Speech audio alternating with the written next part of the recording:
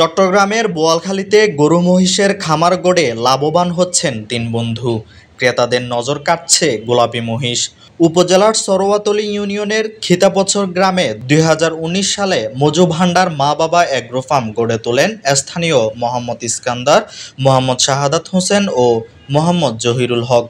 দুই বন্ধু শাহাদাত ও জহিরুলকে নিয়ে 6টি মহিষ লালন পালনের মধ্য দিয়ে খামার গড়েন।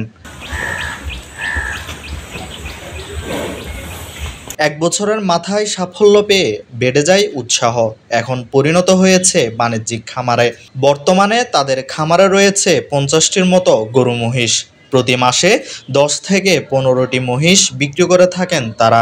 সর্বপ্রথম সকলকে মজু ভান্ডার মা বাবা এগ্রো ফার্মের পক্ষ থেকে সকলকে স্বাগতম জানাচ্ছি। মাদ্রাসা লেভেলে পড়ালেখা করছি। মাদ্রাসা লেভেলে আলিম পাস করার পর মহসিন কলেজে অর্থনীতি বিভাগে পড়াশোনা করে অর্থনীতি বিভাগ থেকে অনার্স শেষ করে আমার প্রথম থেকেই চাকরির দিকে মন ছিল না। অবলম্বী হব, ব্যবসা করব, সেই ধারাবাহিকতায় পারিবারিকভাবেও কৃষি কাজের অভিজ্ঞতা ছিল। সেজন্য কি করা যায় সিদ্ধান্ত করতে করতে আমরা তিন বন্ধু মিলে সিদ্ধান্ত করলাম যে কিভাবে কি করা যায়, নিজের পায়ে কিভাবে দাঁড়ানো যায়। সেই প্রেক্ষিতে যাত্রা শুরু আমাদের মজু ভান্ডার মা বাবা এগ্রো ফার্মের। প্রথমে 6টি মহিষ দিয়ে আমরা যাত্রা শুরু করেছি। সেই 6টি মহিষ লালন পালন করে সেই বছরেই আমরা যতটুকু আশা করেছি তার চাইতে বেশি লাভবান হয়েছি। প্রথমবার আমার মনে আছে, প্রথমবার আমাদের পুঁজি ছিল 5 লক্ষ টাকা 6টি মহিষের জন্য। আমরা ওই মহিষগুলো 7 লক্ষ টাকায় বিক্রি করেছি। এবার পবিত্র ঈদুল আজহা উপলক্ষে কোরবানির জন্য 10টি গরু এবং খামারে 18টি মহিষ রয়েছে। এর মধ্যে অ্যালবিনো বাফেলো গোলাপি মহিষ 8টি। মহিষগুলো গোলাপি রঙের হওয়ায় ক্রেতাদের নজর কাটছে। এই রঙের মহিষগুলো সিলেট অঞ্চলের বিভিন্ন বাজার থেকে ক্রয় করে খামারে এনে লালন পালন করে বিক্রি করা হয়। সারা বছরই মহিষ বিক্রি হয়, তবে মহিষকে দানাদার বা কৃত্রিম কোনো খাদ্য দেওয়া হয় না। সরাসরি বিল আর মাঠের সবুজ ঘাসের উপর নির্ভর তারা।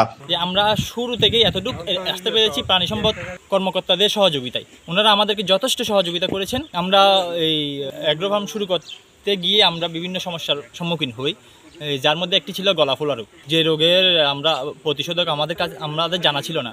প্রাণী সম্পদ অফিসার ছিলেন সেতুভূষণ স্যার, উনি আমাদেরকে যথেষ্ট হেল্প করেছেন, যার দরুন আমরা এই সমস্যাগুলো কাটিয়ে আজকে এ পর্যায়ে আসতে পেরেছি। এখন বর্তমানে যিনি আছেন রুমন স্যার, উনিও আমাদেরকে যথেষ্ট হেল্প করেছেন এই কুরবানির বিষয়ে, কুরবানির পশুপালনের বিষয়ে উনি আমাদেরকে যথেষ্ট হেল্প করেছেন।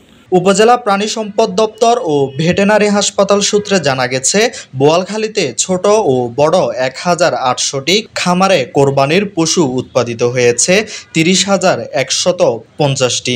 এর মধ্যে গরু 24,934টি, মহিষ 2,780টি, ছাগল 2,324টি ও ভেড়া 112টি।